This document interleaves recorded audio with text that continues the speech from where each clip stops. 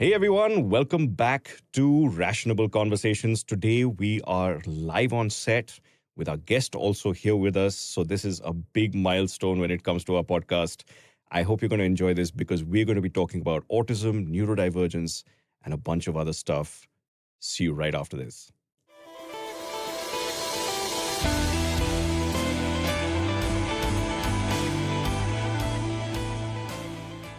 Hey guys, welcome back to Rationable Conversations. Today we have a very special guest with us, Dr. Supriya Malik. Dr. Malik, welcome to the show. Thank you. Thank you for having me.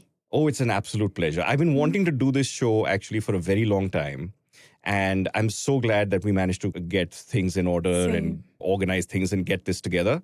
Yeah. First of all, could you just tell us a little bit about what you've been doing? Of course, you're the executive director of the Canadian Autism Network, of the Indo-Canadian Autism Network. Very appropriate for being in Delhi and the Punjab area, of course. No, so I'm a developmental psychologist. I've been in the field for last 18 years.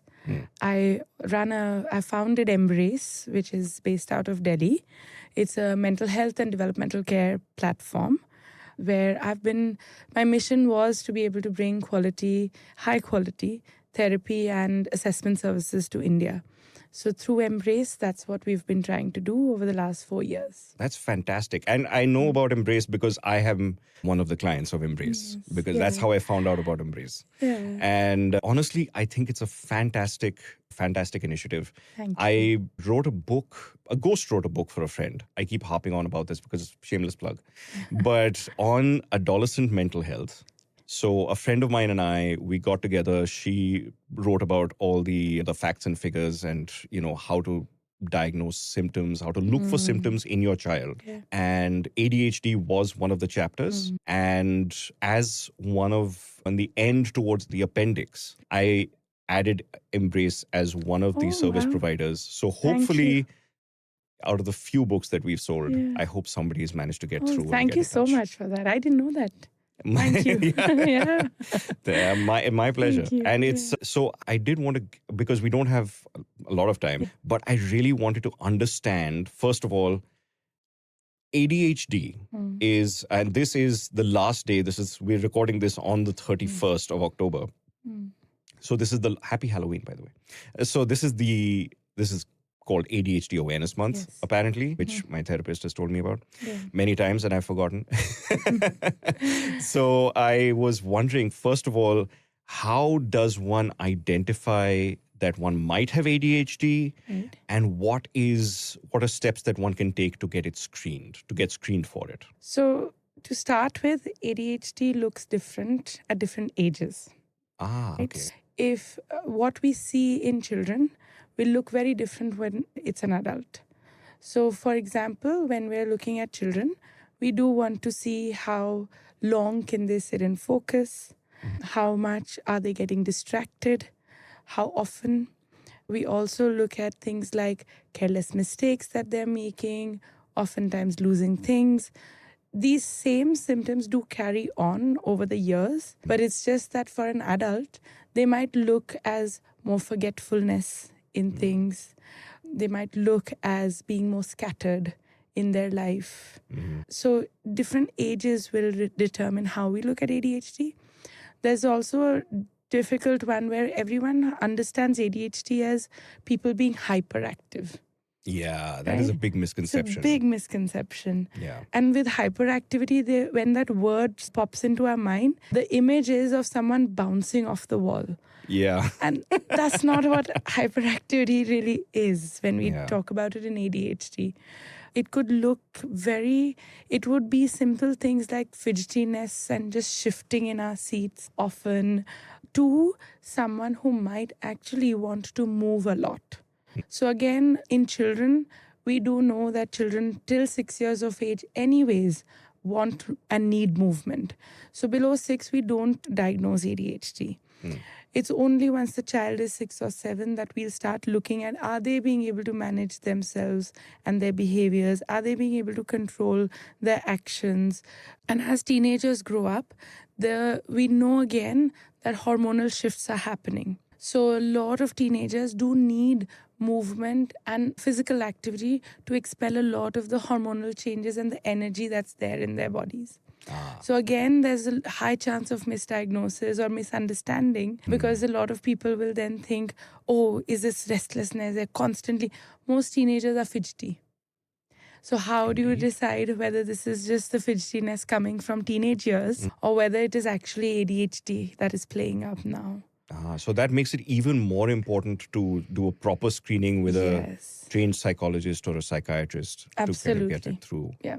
Because, and it checks out because I, as a kid, I was never hyper, I was never fidgety or anything of that sort, but I would make a lot of careless mistakes in my schoolwork. I would be very forgetful. I would always get low marks because I would forget half the things that I had studied the previous night because obviously I'd be studying last minute. Yeah. It would never stick with me. But as I've grown older, in fact, the reason how I got diagnosed is that I actually messaged my psychiatrist and I asked her, I said, I'm very forgetful and I'm very absent-minded. Is this like a heritable trait? Is it a personality thing? Why am I like this? And her prompt response was, have you been screened for ADHD? I was like, no, I thought that was a hyperactivity thing. And I didn't know much about ADHD at all until that moment in my life. And then, of course, I got screened. She said, you definitely don't have the hyperactivity part of it.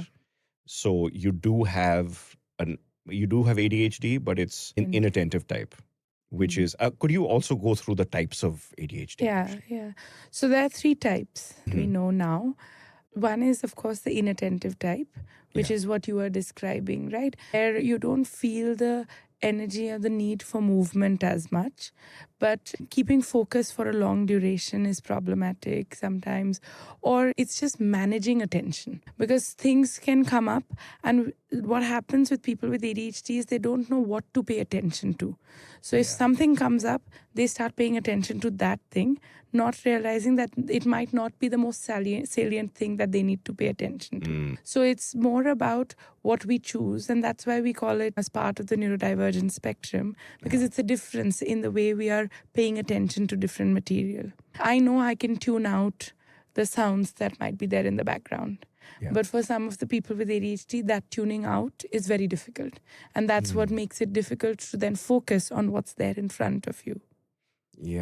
I look at it from the perspective of it actually being less of a physical hyperactivity and more of a hyperactivity of the mind. Brain, where the brain is just bouncing around between different topics, between different things, and not really being able to focus on one thing. But the point also becomes, and I just got distracted because in not being able to focus on that one thing, we also have another problem of hyperfocus. Yes. Which is, extreme. so this is more like a dysregulation of your attention instead of a deficit of attention. We've got lots of attention. We just don't know where to put it. Exactly. And then all of a sudden we settle on this one thing. And we focus on it so much that then like next thing you know, I know everything I need to know about bacterial flagellum all of a sudden the next day. But a lot of people look at having ADHD and this hyperfocus as a form of a superpower. Is that something that you would claim it to be? I think yes and no. Like you said, that it allows you to then get absorbed in one topic and know everything about it, which actually is really useful. But also, sometimes it takes away from the person because you are so hyper-focused.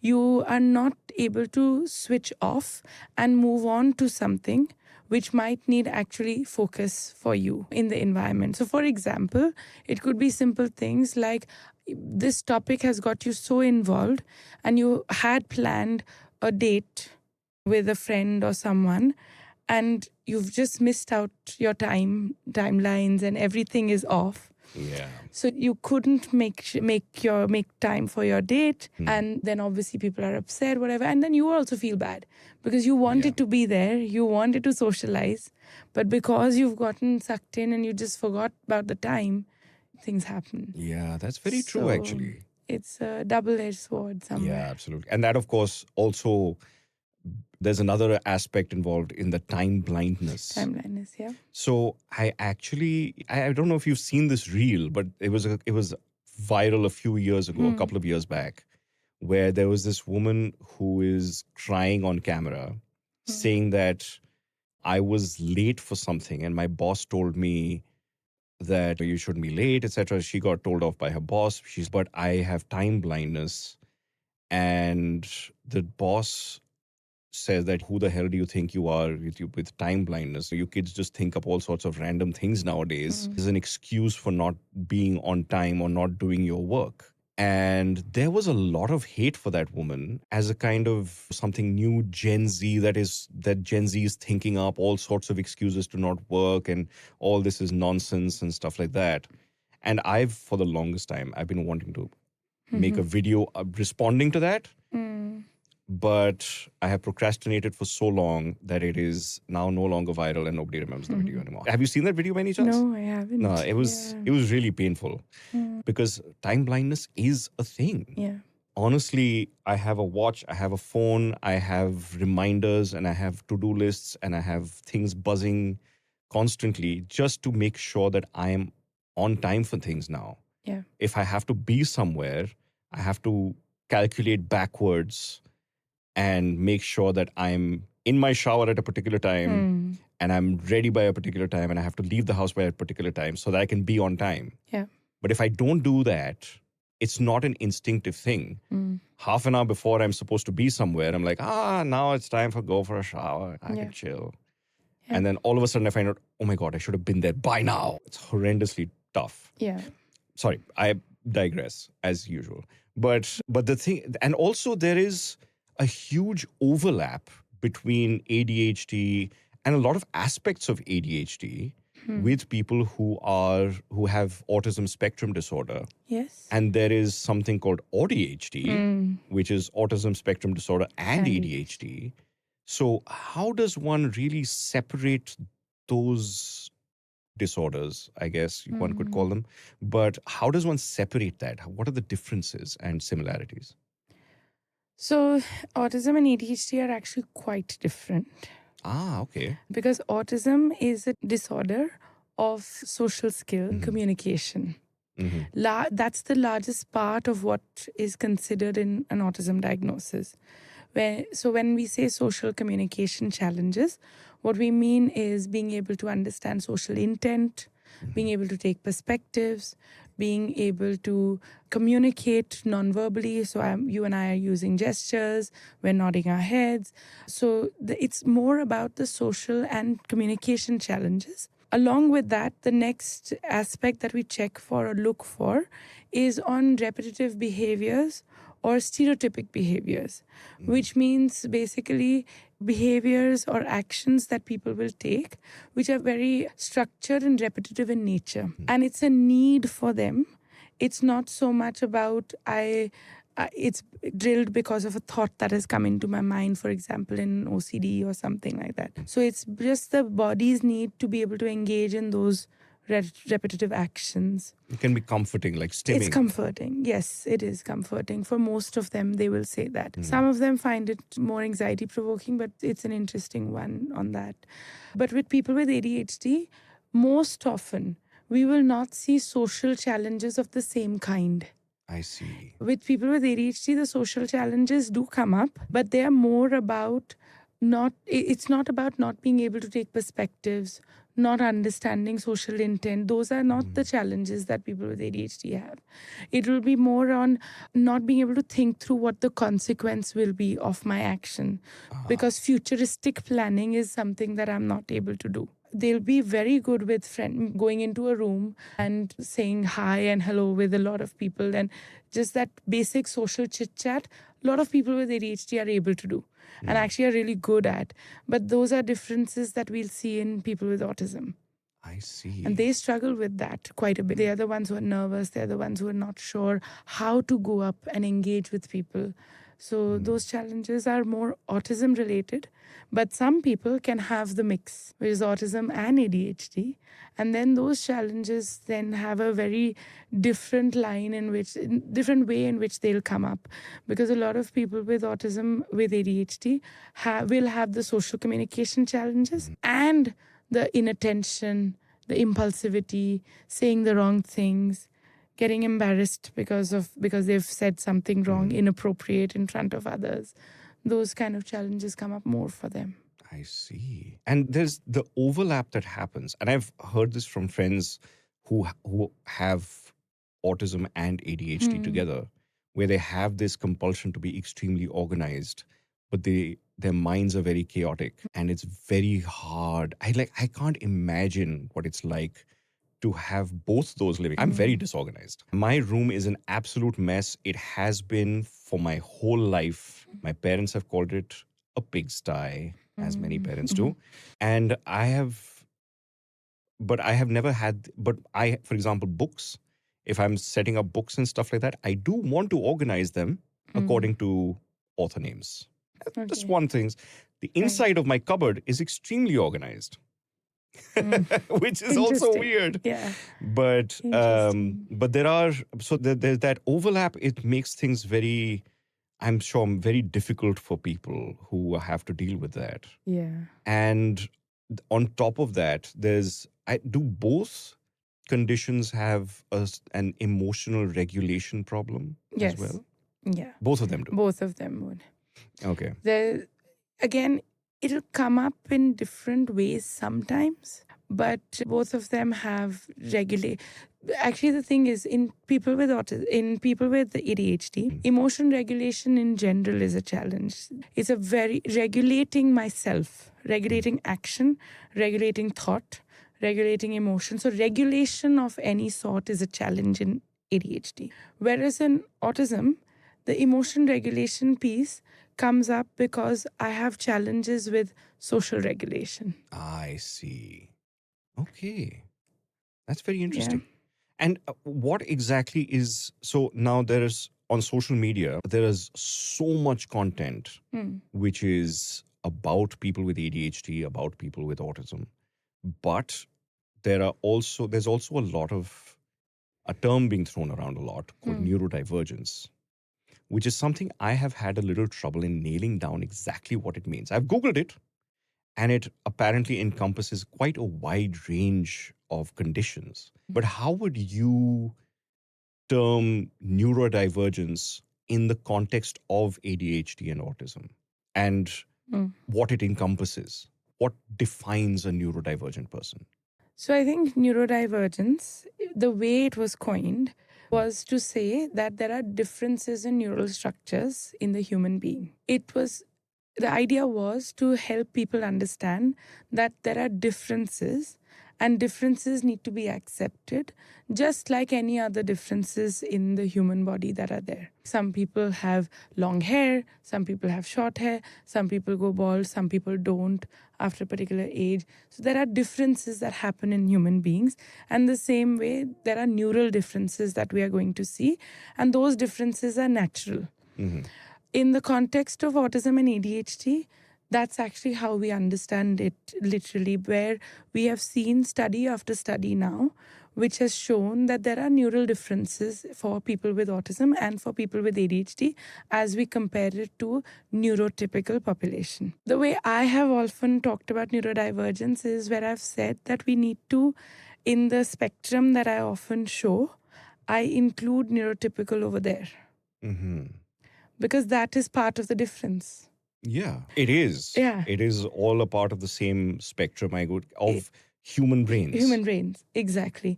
So it's more to understand the differences in the brain, and then I start accepting that behavior resulting from that does not mean that it's disorderly or it is deficit. It actually is showing a difference in behavior, and it might need a different way of thinking, approaching, learning, environment, context.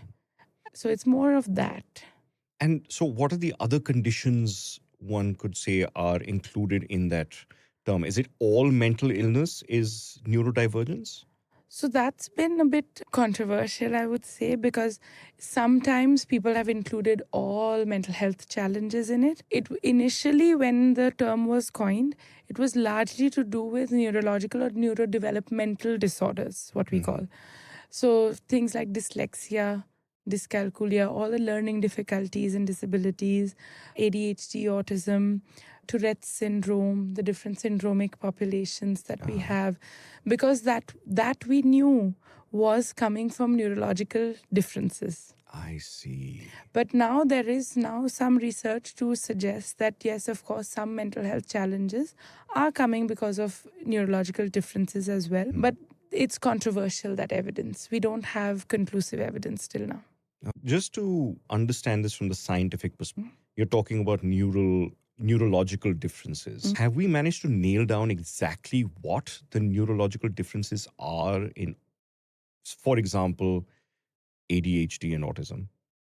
Yes, absolutely. We have certain areas of the brain. For example, we know that the frontal cortex, which is deciding, which helps us with a lot of these executive functioning skills, there are differences in the way that fires for people with ADHD as compared to neurotypical people. I see. Okay. So there are a lot of studies which talk about the prefrontal cortex, which is responsible for working memory, like some of these skills which are really important and people with ADHD actually struggle with. There are real differences that have been spotted. I was actually going through a BBC video recently where they had mapped out a brain of an adult who has ADHD and compared that to a neurotypical adult. And it was an EEG study that was being done at University of Sheffield, if I'm not wrong. It was fantastic to see what the ADHD brain looked like, the EEG of that brain looked like compared to of a neurotypical. It was very interesting because you could see just how one would imagine the firing was all over. It was some of the areas for the neurotypical that didn't even fire when they were looking at their screen, and they were so different tasks that they were performing. So some of those areas didn't fire for the neurotypical, but for the ADHD person, they were constantly firing. Wow. So that from some of the studies that I've looked at and some of the resources that I've looked at, the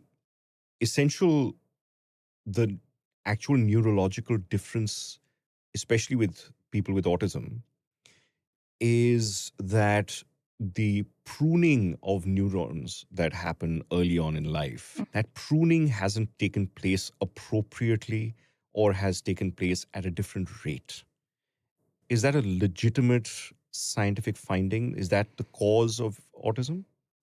Cause, I will caution, because we don't know the cause for autism, ADHD, dyslexia. We have no idea what is the cause till now. Okay. There are multiple theories around it. There's a very interesting one that is now getting a lot more support, which is about how at the time when in the womb, when the embryo is growing, and the way at that time when the neurons are to be formed, and there is a difference in the timing, apparently, and there's a difference in the number of neurons that are actually at that time getting formed.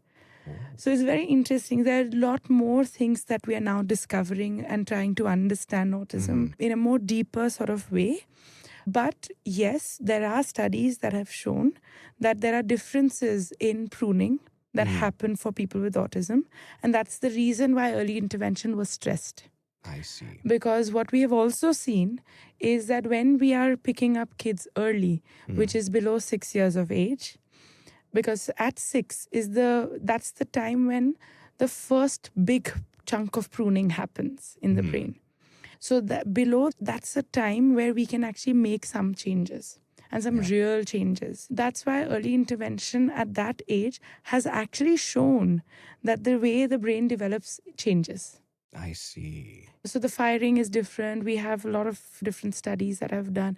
My PhD research was on this. I see. So we do know that early intervention can change the trajectory of the brain. Interesting.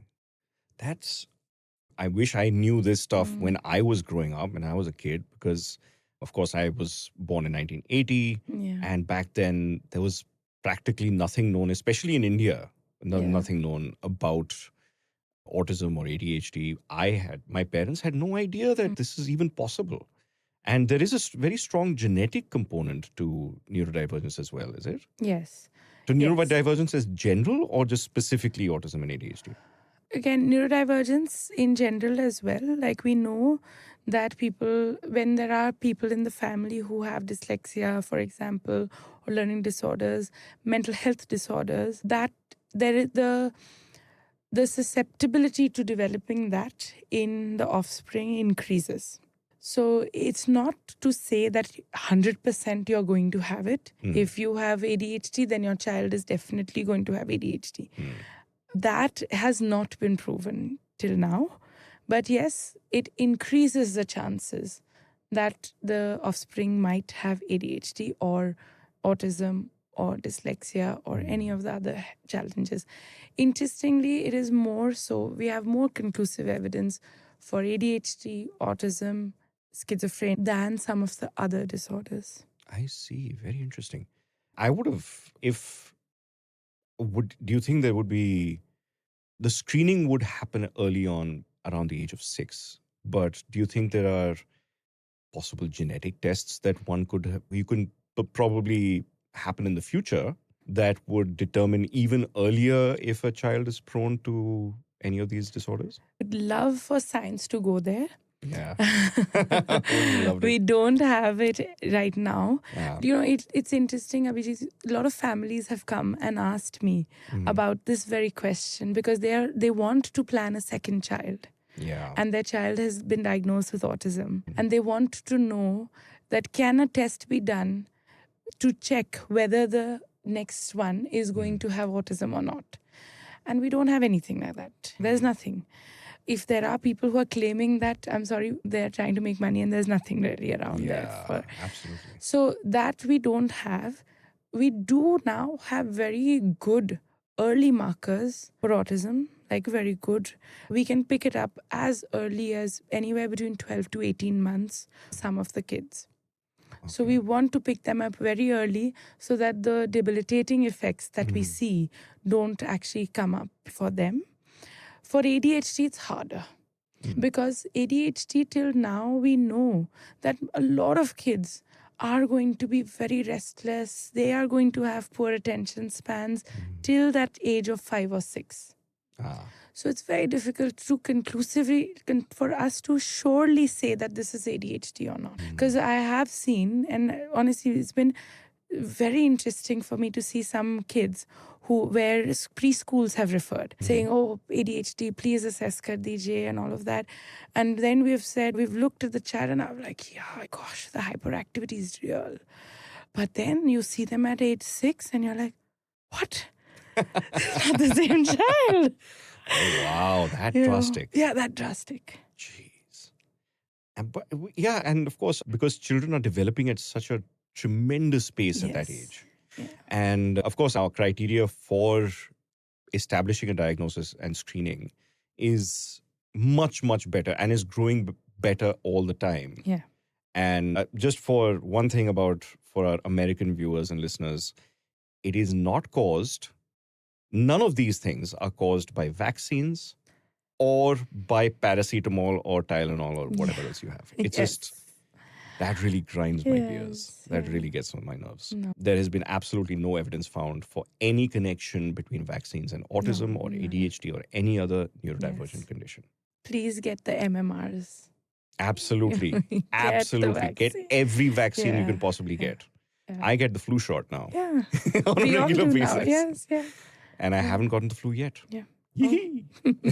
Touch wood, knock on wood. Yes. But one thing that I've grown up with, unfortunately, as a person with ADHD, there is a lot of, because there was no understanding of this when I was growing up, when I was in school, there was constant that my teachers would always say that my handwriting looked like it was a doctor's handwriting because I was going above the lines and below the lines, and I'd misspell something, even though I knew the spelling, and I'd have to scratch it out and restart again. I would make careless mistakes as usual. I would fall asleep in class, which happened all the way up to my MBA. Wow. I would be sitting in class and I'd just doze off. And I recently discovered, only on Instagram though, which brings me to my next question. There are lots of things that are being told on Instagram. For example, the connection between ADHD and sleep, not only at night, but when one is not being constantly stimulated, like in a class, which is relatively boring. Is there a genuine connection between having ADHD and getting so bored that you fall asleep in an office meeting or in a class? Is For that a some genuine thing? people, I wouldn't say general thing, but it happens. Yes, there is good amount of evidence to suggest that yes, sleep regulation again is problematic for some people with ADHD. But again, it's not for all. So we can't say that all people with ADHD are going to have sleep issues. I know a few of them who sleep really well. I've had a lot of teenagers who I've worked with who can easily regulate their sleep patterns. But on other areas, there are issues with regulation. But yes, it can happen for a lot of people that when it's not stimulating, the brain shuts down. Interesting. And I also always, especially in office meetings, I'd kind of stand up and kind of stand against a wall or something of that sort while listening to it, just to keep my brain awake. There's another thing that I've heard on social media, echolalia. So echolalia is the repetition of certain words or sounds or songs inside one's mind. Is that associated with neurodivergence at all, or is that just something that people do anyway? So echolalia is, in the scientific way, the way we define it is repeating the words or the phrases in exactly the same tone and intonation as the other person out loud. I see. And this is Okay. a characteristic of autism more than any other disorder that we I see. see. Okay. So I wouldn't generalize it to neurodivergence. It is something that we see quite specifically in autism. I see. All right. And there's another word that I want you to comment on, which is inner dialogue or monologue, Yeah. for that matter. Is that also a feature of certain neurodivergent conditions, or is that also something that is more generalized amongst most people? So it's more generalized amongst most people. Everyone has an inner dialogue, or Okay. everyone talks. We have a voice that is there. With people who are neurodivergent or people with ADHD and autism specifically, there are two challenges that they will often talk about. One is that voice. It's very difficult to keep it internal. They are going to say things out loud. Talking to themselves is something that a lot of people will talk about, but it's because they haven't been able to internalize that voice. And that happens usually most kids will talk to themselves. And it starts happening again at that interesting time of around 6, 7, 8 years, where they're now starting to internalize it. And they recognize that, oh, I can do it in my mind. I don't have to always say it out loud. Okay. So I was hoping that there would be some explanation to why I make extremely inappropriate jokes at very inappropriate times. But I guess not. That's just me. And one more thing I really wanted to touch on is, this brings us back to the importance of having awareness and therapy and help for people with ADHD and autism, for that matter, or any other neurodivergent condition, is the amount of self-blame, shame that one has in regards to these conditions. Especially with ADHD, I can speak to that. because, as I mentioned, just being careless, making careless mistakes in exams, in essays, in presentations, and being a messy person on the whole. Because I've realized recently that I'm messy because I need to have things visible, because object permanence is a thing. It's like, is that the term that to use? Yeah. So to explain, if I don't see something, it ceases to exist, out of sight, out of mind. And then I'm running around like a crazy person trying to find it, and I can't find it. So everything has to have a perfect place for it to be, but there can be many multiple things in that place. So there's a pile of stuff. I know exactly what's in that pile, but to any other normal person, it will look like a mess. So my entire room is essentially like that, especially my bedside table, which has TV remotes. It's got my CPAP machine. It's got 5 different medicines. It's got 5 different lotions. It's got all sorts of things that don't belong in a bedroom are on my coffee table, on my bedside table. So there are all these little aspects of being a person who has been dealing with ADHD that have been associated with me being messy, being forgetting certain engagements, not turning up, remembering at the last minute, being late. And one thing in particular is double booking things. So I end up making an appointment for one thing and then forgetting that I have already made an appointment for another thing. And when those two clash, it's usually last minute on that day, on that morning, when I'm like, oh, crap, like I've got to tell one of these people that I can't make it. And that always leads to a lot of shame and and then there are certain friends who are totally cool with it and say, don't worry about it. We'll meet next time or something like this. And some friends get very upset. But so that has all built up through my life and has become a part of has basically contributed to me having a very low level of self-esteem. And I know that there are a huge number of several of my friends, definitely, but is that low self-esteem, that shame associated with these conditions, is that something that a lot of people with ADHD suffer from? Yeah, absolutely. So I had actually just recently written a book chapter in a scientific publication on exactly this, on a theory on how these early childhood challenges lead to this narrative of someone who is not good enough, someone who is lazy, someone who is careless, forgetful. These are just words that are thrown around, but we don't realize how those words stick for that person as that identity that they're starting to build. And then there's a lot of shame and guilt that come with it. So what can we do to change some of this in order to break this cycle? Because what happens is when I work with the adults with ADHD, it's exactly this that I start off with. Do you know the ADHD cycle?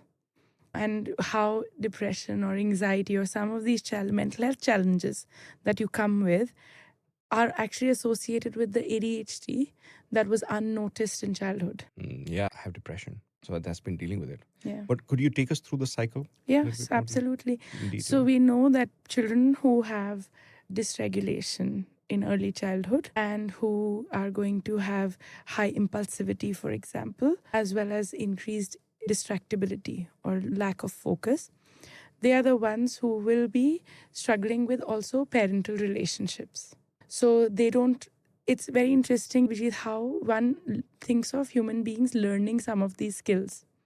Because actually it's in the parent-child interaction that the child is learning how to regulate themselves. A typical child also will be able to regulate themselves independently till age 6 or 7. Because that's the time when the brain is developing and they are also learning how to do it on their own without the mother or the father. But for children who have ADHD, because their brain is developing much later and it's developing in a different way, they don't develop the regulation strategies, and that is hampering the parent-child relationship anyways. So the parent is constantly at them, come on, why can't? So they are not learning regulation from the parent, because the parent is also getting dysregulated because of the child's dysregulation. So there's a breakdown that is happening in that frame where actually regulation can be taught. Interesting. So school also, they are getting the same feedback. What it does is social difficulties and social issues around how am I supposed to interact with others which will be acceptable. What will make me not get into trouble? Does a lot of that lead to masking and Yes, so that's what, there's putting a on a lot of mask of being masks. sociable? I try to be sociable in different ways. Like I might lie, I might hide things because I don't want my parents to find out about this, because I'm going to get scolded again for it. Oh my God, I forgot my bottle again. I don't know how, but I will have to try and get it somehow, because again, I'll be in trouble. Or my teachers are going to put circles around my paper because they... So Yeah. those kind of lived experiences then are contributing to what I was saying, the constant guilt and shame that the person, and as a teenager, when you're reaching that age, you start experiencing a lot of it because you're real. That's when a lot of, now when I speak to parents, a lot of them will come at age 10 and say he or she is saying, why am I different? Why am I not being able to do it? Now, thing is also the times are changing, which is really good. In our time, I don't think we had the courage to even tell our parents, why am I different? It was something that was far more internalized Yeah, absolutely. than us being able to voice it. Yeah. Whereas as parents now, we are evolving and more self-aware. So we're trying to give our children also platform to start expressing some of those challenges. But then as adolescents, when they are experiencing anyways the dysregulation which they're not managing, hormonal changes are adding up all of absolutely. the challenges. Yeah. And there is social difficulties that are coming up more and more now. Acceptance is becoming a harder issue at home, with peers, and in school. Indeed. But the thing is that when I try to explain to someone, and I would imagine that kids are also in that stage right now, earlier on, because only now people my age are starting to figure out that we have ADHD. So we start trying to explain to someone, it's like, I can't pay attention in boring meetings. Like, I need to be constantly stimulated. I get obsessed with certain things and I dive into it. And everybody says, हाँ, मैं भी करता हूँ. And it's like, so it becomes very hard initially for me. Like now I have found better ways to explain it. But initially it was very hard to explain to someone how this is a disorder and not just because that there is a fine line between between a normal person being bored and between ADHD. How would you help us explain that line and what happens when we've crossed it? Yeah, so I think the language is very important to help other people understand, because you're right, all of us are going to at some point lose focus and get distracted and things like that. I think it's the way I usually explain it is by saying that everyone loses focus. I understand that you are saying that this is something that you go through as well. However, for me, it is far more extreme. For me, it is something that actually interferes with my day-to-day. And that's why it becomes a disorder. Yeah. It's impacting daily functioning. Something is not, it's making sure that you're not being able to achieve what you do want to. That's why we're calling it a disorder. Otherwise, why would it be? Exactly. That's exactly the kind of strategy that I've started using. I've said that when it starts affecting your quality of life and strongly affecting it, that's when you understand it as a disorder. Exactly. It's just something that needs to be understood. And that's why people who might have ADHD, but they don't feel that it's really affecting their lives, because ADHD is also a spectrum. Yeah. It's like autism spectrum disorder. ADHD also has a spectrum. Like I could swear that my brother has the hyperactivity side of it, but he is also extremely focused. He's very disciplined. He's very organized. And at the same time, he can't sit still. Like he needs to get something done. He needs to have parties. He needs to meet his friends. He needs to always be up to something. And he told me during COVID, he was he was grinding his teeth because he was so restless that he needed something to do and he couldn't just sit around in the house. So I know that if he's on the ADHD spectrum, it's on one side, but it's just a little bit. Like it just affects a little bit of his life and it doesn't affect his life in general. Whereas and of course, since there is a strong genetic component, I'm sure my parents have it, but they've managed to cope with it in very different ways. And they've managed to get through life without any problems. But I'm having a really big problem with it. So I think, that's where I think that understanding it, putting a label on it is not a bad thing.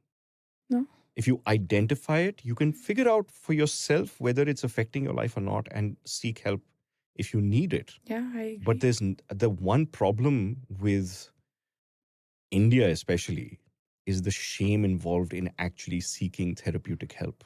What is it that you would like to tell people about going and finding therapeutic help? Talk therapy, psychiatric therapy, medical interventions.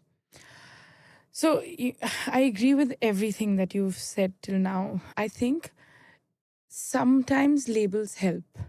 It is important for me to know what I have. Only if I know what I have, will I be able to find a solution. Of course. If I don't know what I have, I'll be constantly confused and worried. What am I even doing? So for internal clarity, I think getting the diagnosis is very useful. The other bit on therapy, so in India, I know there's a lot of stigma around therapy still. Yeah, there is huge amounts. But Abhijit, my experience, because if I have to compare from 2008 to now, the change has been that people are more accepting of therapy. It's the medication piece that still there is a lot more stigma. There's a very strong stigma, especially even in the US, even in the West.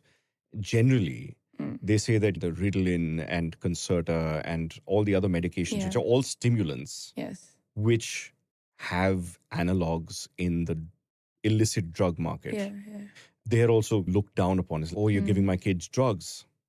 But they are the most evidence-based in the right dosages to actually help significantly. It helps, even though I have high blood pressure, so I've had to done a lot of balancing acts with my health, able to get on a Concerta regimen, and enough for it to actually make a significant difference in my quality of life. It's the most evidence-based stuff that we have. Yeah. And yet people are still, because a lot of people who think that it's that these kind of medication make you dull, make you not so creative. Is that true? The creativity part especially? I don't know about the so actually there are two different notions. One is that it will make you dull and it makes you drowsy, and that does happen with some of the other psychiatric medication which has been prescribed for, say, phobias or for anxiety and different other disorders, which is bipolar. All of those medications will make you calm down. Now for some people, that calming down, they say it kills their creativity. I see. But on the other end, we do also have now drugs where because you've mentioned stimulants, we also have non-stimulants. Indeed. And they also are doing pretty well. There's a lot of good evidence, especially in the adult population, for non-stimulants to say that they work. There are options that are now available. It's about educating the person in front of us. Of and course. seeing how, and I think that's what happens, Abhijit, with a lot of the clients now. The thing is, what they want is more information. Yeah. And in India, as doctors, people don't have enough time to sit and explain everything. Indeed. We have It's a huge population. Yeah. I mean, if you look at the way we work in the government hospitals, they have an OPD of 100 people who, that are coming in. To then sit with each of those patients or clients and explain for a full hour what it does, which we have the luxury of doing when we go into private practice. That doesn't happen so easily. So there's a lot of fear then that's generated. But at the same time, therapy also, it was earlier we were termed as the doctors for people who are mad or Yeah. people who are cuckoo. There are all kinds of words that were being thrown around. But therapy also has evolved. We've evolved and said that it's not just about, it's far more structured. It's not always about going back into your childhood as what people would think. It's not always about, it's about problem solving. It could be about better decision making. So it's more about how we can do more dialogues like this, make people aware, and start helping them see that there's a lot of change and movement that has happened in the field. There are a lot of possibilities that people have. And along with that, so if people are still hesitant to start with medication, are there things that, especially with ADHD, like we keep a focus because otherwise Yeah. we can go on for Yeah. days. Especially with ADHD, are there certain interventions that they can look at from a lifestyle perspective to start helping themselves a little bit before going into further interventions? Lifestyle perspective, see, there are executive functioning training that is there, which is something that I will definitely encourage anyone who's been diagnosed with ADHD. That's because those are areas that are challenging for people and that needs support. Of course. It's harder for people with ADHD to do it alone, I'll be honest. Yeah. So someone like a coach or a therapist is required to get you onto that track. Then to see when you're ready to do it independently is obviously between the therapist or the coach. But I do think that some support is going to be required. So when I say support and interventions, like I said, executive functioning training is something that we definitely recommend. If someone has higher needs, then it would be cognitive behavior therapy that one would consider. If there are other challenges that are mixed up with ADHD, like autism or depression or anxiety or substance issues, because there are a whole gamut of issues that will come with ADHD, then we have different lines of work that we'll go on and try and use. Apart from that, on daily how one can manage, I have very simple 3 things that I usually recommend. One is routines, which is so hard for people with ADHD. Oh, yes. But I do think that getting myself forcing, like literally sometimes for people, I know some of my clients are like, how do I force myself, Dr. Malik? Like, how do I get this? And I was like, okay, we'll come up with different ways.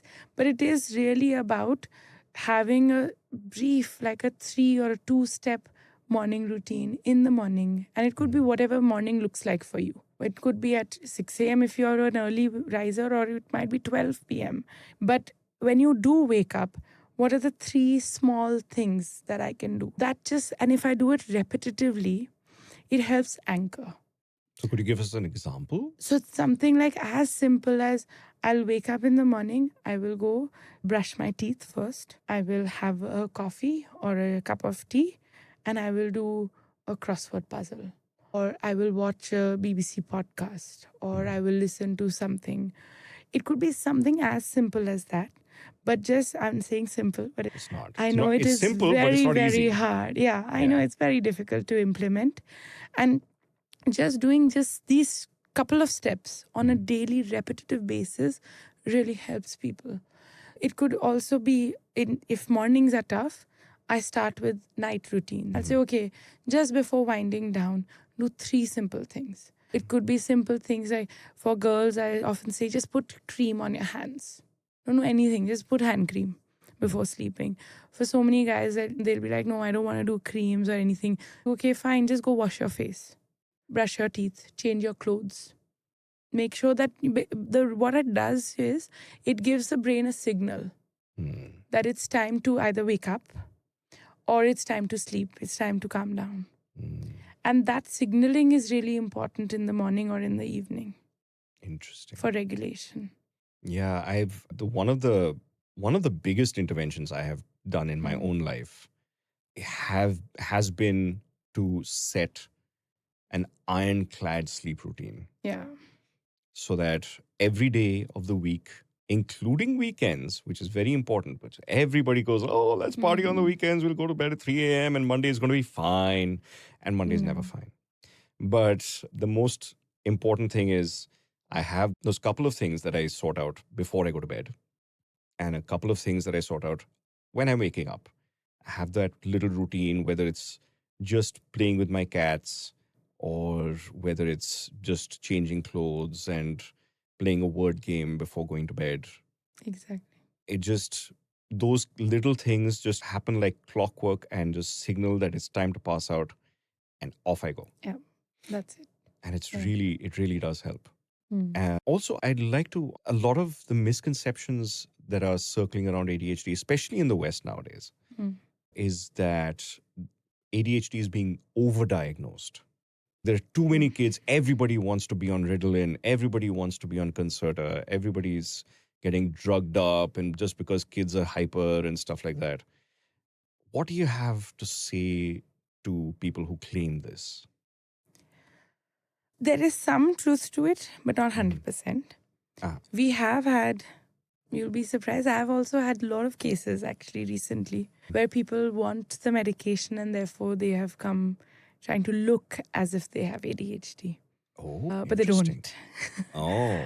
So we have had that, and some of it is true. There's also this idea about overdiagnosis, which is also true, where a lot of professionals don't have the depth of understanding of the disorders. And actually the thing is that it's a lot of times autism, anxiety, ADHD, they overlap. And someone who might be very anxious will also not be able to focus. That's true. And they will look like very similar to what a person with ADHD has. Or what it looks like, sorry. The same thing happens with autism. It's very important for whoever the professional is, for them to have a very good understanding of what ADHD is. Indeed. And so sometimes it does happen where we have had people who've come in and they said that my therapist has said that I have ADHD.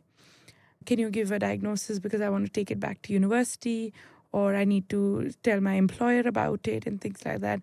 And we have assessed and recognized that it's not ADHD. It is some of the other mental health issues that are coming up as ADHD. So, that understanding is something. But having said that, awareness has improved.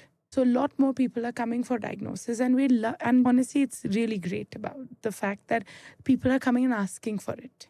That's wonderful. Because it's important for people to know what they have and how they can actually help themselves. Absolutely. So awareness has made a huge difference. We also know that we are becoming better at diagnosing. Yeah. As professionals, we have better understanding. So what we were overlooking, nahi, it's fine, aise to hota hi hai, this is what happens, boys are always like this. Those sort of notions, now we don't have as professionals. We want to understand and have have a different lens, scientific lens to now when people come up with those challenges. So I think it's both, that awareness and improved understanding of the disorder has led to an increase in the number of people getting diagnosed. Indeed. And you had mentioned there are doctors who aren't trained well enough. As we're running a little short on time now, and as a closing question, what are these certifications that one can look for, especially in India, to ensure that the person who you're going for therapy, who you're going to, of course, with a psychiatrist, because they're doctors of medicine, it's relatively easy for that. But in terms for a therapist, what is the certifications that one should look for to verify that therapist is certified, qualified, educated, not just educated, obviously educated, but somebody who is knowledgeable about the conditions that they are seeking help with? What is it that one can look for? I'm going to take a deep breath here because it's a bit complicated in India. We have, Masters in Psychology is a minimum degree that we'll have for anyone to be a counseling psychologist. Okay. And that's the world over. Mostly that's how it is defined. Some countries it might be different, but that's generally the case. Now, in India, after that, we had the MPhil, and then we have a doctorate program. These are all qualifications that are valid that will help you determine whether the therapist has enough experience, have enough training in order to work with this sort of a population. Having said that, both you and I know that some of these conditions require specialization. Because they are so nuanced in the way they show up and the way they actually impact life, that people need to have advanced trainings and advanced work experience in order to be able to provide the right support. It's the same case actually with psychiatry. We have, of course, people who are general psychiatrists, but not everyone would have had that experience with adult ADHD to be able to confidently decide whether this is adult ADHD or not. So what you want to go and ask the therapist is, of course, do you work with people with ADHD? If so, have you got any specialized training in that? Or how many people have you worked with till now who have ADHD that you feel comfortable and confident of working with me? I do think that the more people ask us questions, the more we will be responsible in getting ourselves trained and experienced.